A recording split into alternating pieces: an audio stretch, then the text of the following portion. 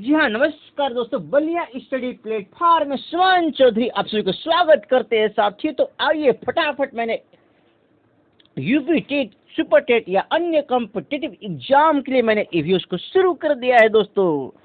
आज का चैप्टर हमारा 11th है, जिसका नाम है पर्यावरण, आपदाएं और हमारा जीवन। क्या बात है मित्रों। हाँ जी, पर्यावरण, आपदाएं और हमारा जीवन। तो सबसे पहले हम इसी के बारे में समझेंगे, पर्यावरण क्या है, आपदाएं और हमारा जीवन इसलिए कैसे संभव है मित्रों।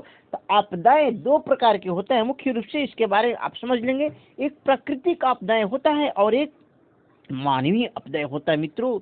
इसके बारे में एक करके मैं पढ़ाऊंगा, आपको बताऊंगा, आपके साथ पढ़ने का कोशिश करूंगा। इस चैप्टर से मैंने एक का एक क्वेश्चन अध्ययन करते हुए मैंने उस टॉपिक से लिया है मित्रों। पर्यावरण, हम जहाँ रहते हैं उसके अगल बगल जैसा भी वातावरण होए वही तो हमारा पर्यावरण है मित्रों। और आपदाएं दो प्रकार को मैंने बताया, जैसे समुद्री आपदाएं और मानवीय आपदाएं। मानवीय द्वारा आपदाएं जो होता है, जैसे रोग वगैरह होता है ना, विशेष रूप से जैसे एड्स, ये मानवीय आपदाएं है मित्रों। अब आइए प्राकृतिक आपदाएं के बारे में हम पढ़ेंगे। तो कॉपी कलम ले लीजिएगा मित्रों और लिखना प्रारंभ कर लीजिएगा। पर्यावरण, आपदाएं और हमारा जीवन। इसमें पहला टॉपिक क्या है, आपदा। आपदा मुख्य रूप से दो प्रकार का होता है मित्रों। कितने प्रकार का होता है जी? दो प्रकार के। पहला प्राकृतिक आपदा, क्या बात है, हाँ जी। सेकंड है मानवीय यानी मानव जीवन आपदा। प्राकृतिक आपदा यानी प्रकृति ईश्वर द्वारा जो आपदाएं आती है उसे प्राकृतिक आपदा कहते हैं। मानव जन द्वारा जो आपदा आता है उसे मानवीय आपदा कहते हैं मित्रों। इस दोनों टॉपिक को हम एक का एक करके पढ़ेंगे। तो आइए इसमें देखते हैं। सबसे पहले प्राकृतिक आपदाएं में हम देखेंगे, पहला टॉपिक इसमें समझेंगे समुद्री चक्रवात मित्रों। इसमें हमारा हेडिंग के रूप में, मेन हेडिंग के रूप में है। और आगे इसमें समझते हैं प्राकृतिक आपदाएं में क्या क्या आता है मेरे बंधुओं। टॉर्नेडो आता है, हरिकेन आता है, टाइफून, चक्रवात, तापलहर, लू इत्यादि। आप इसे ऐसा पढ़ें मित्रों कि साथों साथ याद होता चले। समुद्री चक्रवात कौन कौन सा है मेरे मित्रों? टॉर्नेडो, हरिकेन, टाइफून, चक्रवात, तापलहर, लू इत्यादि। ये सब क्या है? प्राकृतिक आपदाएं हैं मित्रों। आप इसे बिल्कुल याद रखेंगे। ये प्राकृतिक आपदाएं जैसे समुद्र वगैरह में जो ये सब चलता है ना, चक्रवात मित्रों, ये देख लीजिए, इस स्लाइड में देख लीजिए। इतने सारे पानी को एक गोलाकार रूप में लेकर के क्या कर रहा है, आप स्वयं इसमें देख सकते हैं। सारे पेड़ की टहनियों को सीधे मोड़ दे रहा है मित्रों, इसको ध्यान देंगे। चलिए आगे चलते हैं। सेकंड हमारा आपदा क्या था? मानव जीवन आपदा। क्या बात है जी, देखिए मानव जीवन आपदा। थोड़ा अपना पेन चेंज करते हैं एक बार मित्रों। ओके ओके, हाँ चलिए। मानव जीवन आपदा में एड्स, ये एक बहुत ही प्रचुर मात्रा में यानी विशेष तौर से ये एड्स जो है ना, मानव जीवन आपदा है, जो अभी तक इसका पूर्ण रूप से इलाज संभव नहीं है। नाभिकीय रिएक्टर, सेकंड नाभिकीय रिएक्टर, मैंने आपको भोपाल गैस त्रासदी के बारे में बताया है मित्रों, जिसमें 25,000 से 30,000 के बीच में लोग वहां पे मरे थे। पर यही तो मानवीय जीवन आपदा है मित्रों। इससे भी विशेष रूप से आप समझ लें, जापान में जो अमेरिका के द्वारा क्या गिराया था, नागासाकी और हिरोशिमा पे बम यानी परमाणु बम को वहां पे गिराया गया था मित्रों। आप इस पे ध्यान देंगे। यही तो हमारा मानव जीवन आपदा है। अभी तक वहां के लोग विकलांग, अंधे, इस तरह के जन्म लेते हैं बच्चे सब। चलिए अब एक टॉपिक को आप लिखना शुरू करेंगे। भूकंप, भूकंप के बारे में आप पूर्ण रूप से जानते हैं मित्रों। चलिए इसके बारे में सोचते हैं। पहला क्वेश्चन इसमें देखते हैं।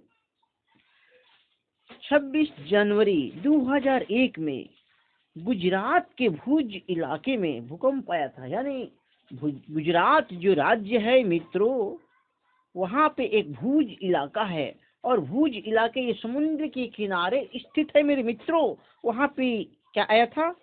भूकंप आया था। आप बिल्कुल इसे याद रखेंगे, सन याद रखेंगे। 2001 और डेट क्या है 26 जनवरी। ओके, अगला टॉपिक इसमें क्या है, भूकंप की तीव्रता के लिए क्षम क्षम एक मिनट देखते हैं इसमें मित्रों, कुछ त्रुटियां हैं सुधारेंगे।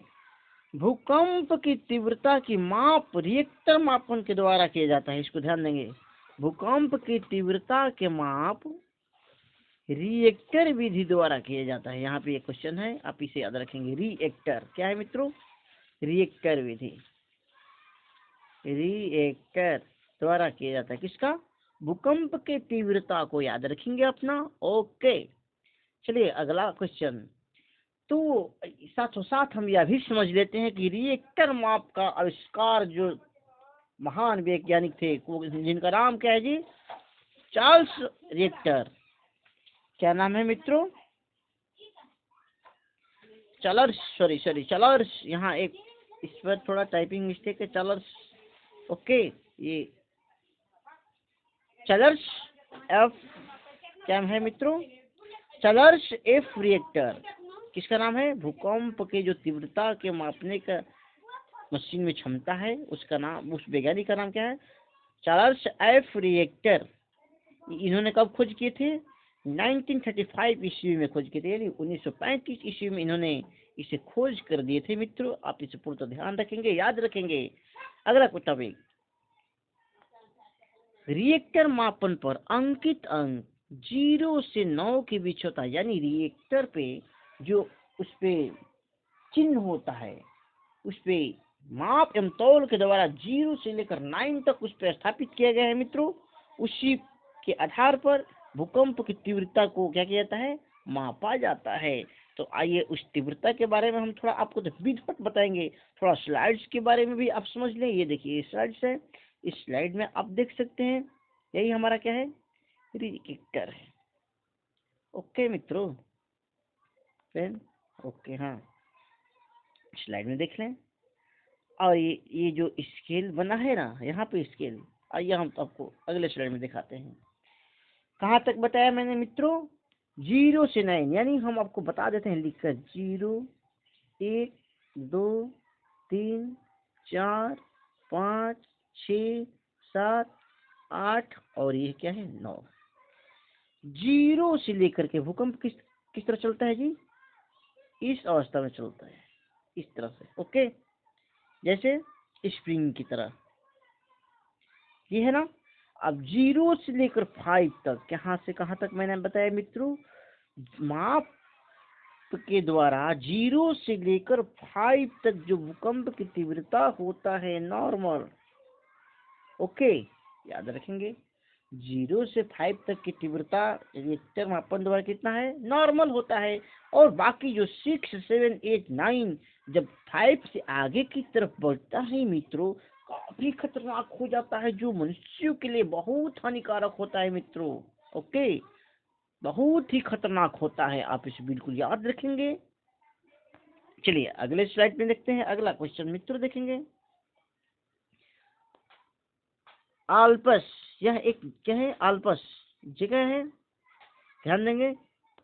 हिमालय पर ज्वालामुखी नहीं है, इसके ऊपरी परत बहुत ज्यादा है। कहने का मतलब है ना, आल्पस जो जगह है ये कहाँ है, हिमालय के ज्वालामुखी पर नहीं है मित्रों, और इसके ऊपरी सतह पर क्या है, बहुत परत है। ओके, अगला क्वेश्चन समझेंगे, थोड़ा ये समझने योग्य क्वेश्चन है। अमेरिका में माउंट सेंट हेलेंस के 1980 में ज्वालामुखी का बहुत बड़ा विस्फोट हुआ था। कहाँ पे हुआ था मित्रों, ज्वालामुखी के विस्फोट जो हुआ था अमेरिका में, और वो भी कहाँ, माउंट सेंट। ओके, थोड़ा पेन चेंज करते हैं, कम समझ में आ रहा है। ओके, माउंट सेंट हेलेंस पर 1980 ईस्वी में ज्वालामुखी का बहुत बड़ा विस्फोट हुआ था, जिससे वायुमंडल में 19 किलोमीटर, कितना कह रहे हैं जी, 19 किलोमीटर तक बादलों का निर्माण हो गया था। मतलब उसकी तीव्रता, उसकी गति इतनी तेज थी मित्रों ना, तो उसके साथ जब वो भूकंप आया, उसके साथ ज्वालामुखी में जब ऊपर की तरफ बढ़ने लगा तो पृथ्वी के अंदर गुरुत्व जो भी छोटे छोटे कण हैं, सोने चांदी तांबा वगैरह पत्थर मिट्टी, ये सब का कण अंदर से ऊपर की तरफ विस्फोट हुआ, और विस्फोट होने के बाद उसके तीव्र गति के साथ साथों साथ अगल बगल के पृथ्वी के पहाड़ अगल बगल के धूल एवं कौम पूरा बादल बना दिए मित्रों। ध्यान रखेंगे इससे, वेरी इंपॉर्टेंट क्वेश्चन।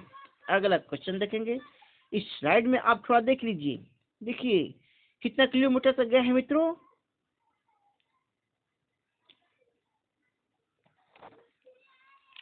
19 किलोमीटर।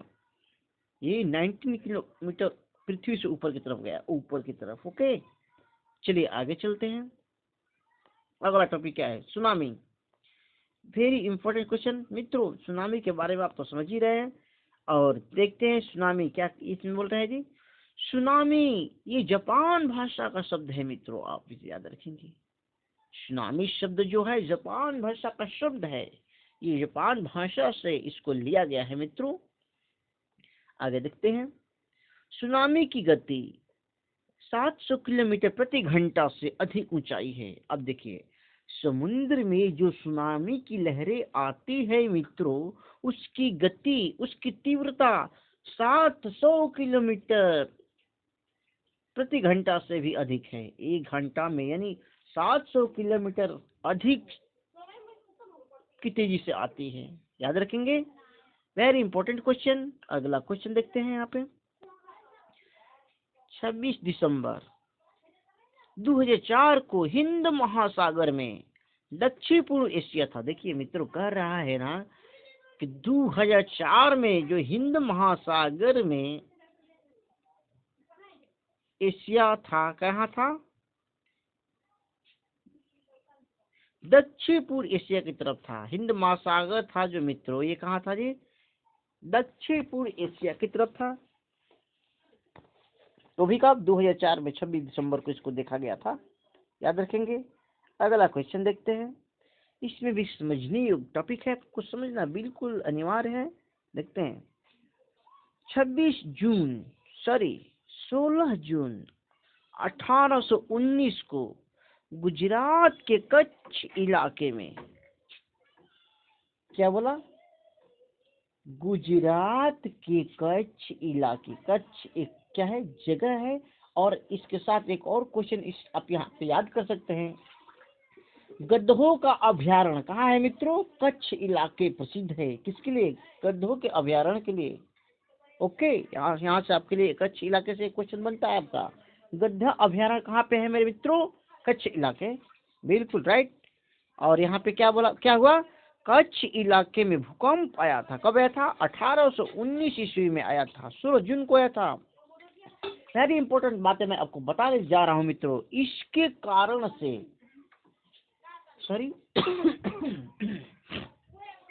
जब यहाँ भूकंप आया, उस भूकंप के कारण से 24 किलोमीटर की लंबाई में, किसमें बता रहे हैं मित्रों, 24 किलोमीटर की लंबाई में स्थलीय भाग ऊपर उठ गया था। मतलब आप बात समझ रहे हैं मित्रों, ये जो स्थलीय यानी भूमि की जो लंबाई थी, कितने, 24 किलोमीटर की लंबाई में, इतने लंबाई को लेकर के कहाँ चला गया, ऊपर चला गया। और ऊपर उठ जाने के बाद जल से घिरे लोग इसी ऊंचाई भाग पर क्या हो गए, धीरे धीरे एकाएक करके चढ़ने लगे, और चढ़ने के बाद इसी के ऊपर पूर्णतः अपने आप को सेव कर लिए। उसके बाद से इसे क्या कहने जाने लगा मित्रों, अल्लाह का बांध। मेन टॉपिक आपका यहाँ से है, अल्लाह का बांध किसे कहते हैं, आप बात समझ गए होंगे मित्रों, अल्लाह का बांध कहते हैं इसे। ओके, चलिए अगले टॉपिक पे चलते हैं। अब देखेंगे इसमें हम चक्रवात तथा तूफान, चक्रवात तथा तूफान के बारे में समझेंगे। चलिए इसमें देखते हैं, समुद्र में चक्रवात सर्वाधिक शक्तिशाली है। क्या कहा मित्रों, समुद्री चक्रवात जो होता है विशेष रूप से बहुत ही अधिक शक्तिशाली होता है। यूएसए में, क्या बोला जी, यूएसए में चक्रवात को क्या बोलते हैं मित्रों, हरिकेन कहते हैं। यहाँ से दो क्वेश्चन है, समुद्र में चक्रवात सर्वाधिक मात्रा में कम होता है या नॉर्मल होता है या अत्यधिक होता है? बहुत अधिक होता है, शक्तिशाली होता है, याद रखेंगे इसे। और इसमें यूएसए में क्या बोलते हैं, पहला टॉपिक इसमें ध्यान देंगे। यूएसए में चक्रवात को क्या कहते हैं मित्रों? हरिकेन कहते हैं। ओके, आइए आगे देखते हैं। बांग्लादेश और भारत में, यानी दोनों देशों में चक्रवात कहते हैं। ओके, बिल्कुल सही। ऑस्ट्रेलिया में क्या बोलते हैं मित्रों? चक्रवात को ऑस्ट्रेलिया में विली विली बोलते हैं। क्या नाम? Willy Willy. बिल्ली बिल्ली मत बोल दे रहा, आपका आंसर गलत हो जाए, विली विली बोल रहा है। ओके, ऑस्ट्रेलिया में चक्रवात को विली विली बोलते हैं मित्रों, यह ध्यान देंगे। आगे चलते हैं। भूसंखलन। भूसंखलन जमीन खींचकर नीचे गिर जाना कहलाता है। मतलब आपको बात समझ में आ रहा है? भूसंखलन उसे कहते हैं, जैसे ये मानते हैं कि क्या है, ये हमारा ये पृथ्वी है। पृथ्वी में ये पृथ्वी के गुरुत्वाकर्षण के कारण इसके अंदर क्या होता है, इसके अंदर तो आप जानते हैं कि भूचाल आया हमेशा रहता है। इसके अंदर छोटे छोटे कण बहुत तेज गति से इसमें क्या करते हैं जी, घूर्णन गति करते हैं। और उस घूर्णन गति करने के बाद इसमें हलचल उत्पन्न होता है और एकाएक करके विस्फोट होता है, वही हमारा ज्वालामुखी तैयार होता है। लेकिन भूसंखलन इसी के दौरान उसमें से जब जगह हट जाता है मित्रों, वहां से धीरे धीरे भूमि अंदर की तरफ जाने लगता है, तो उससे हम क्या बोलते हैं? भूसंखलन बोलते हैं। भूमि का खिंचाव नीचे की तरफ होता है, उसे क्या बोलते हैं? भूसंखलन बोलते हैं, याद रखेंगे। आगे देखते हैं। मानवीय आपदा। मानवीय आपदा किसे बोलते हैं? मैंने आपको बताया था पहले, एड्स और एक और क्या मैंने बताया, वही परमाणु बम वगैरह, ये सब क्या है, मानवीय आपदा में आएगा।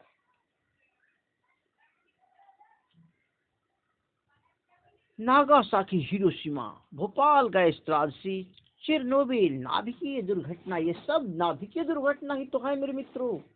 नागासाकी हिरोशिमा पे जब अमेरिका ने बम फेंक दिया, ये क्या है? मानवीय आपदा है। मानव ने अपने आप से वहां पे भूचाल ला दिया और वहां के नागरिकों को अभी तक उस भूचाल का, उस रिएक्टर का प्रभाव पड़ रहा है। ओके, आप बिल्कुल समझ गए होंगे कि मानवीय आपदा क्या होता है। अगले स्लाइड पे चलते हैं मित्रों, सेम वही स्लाइड है, इससे आगे देखते हैं। एड्स।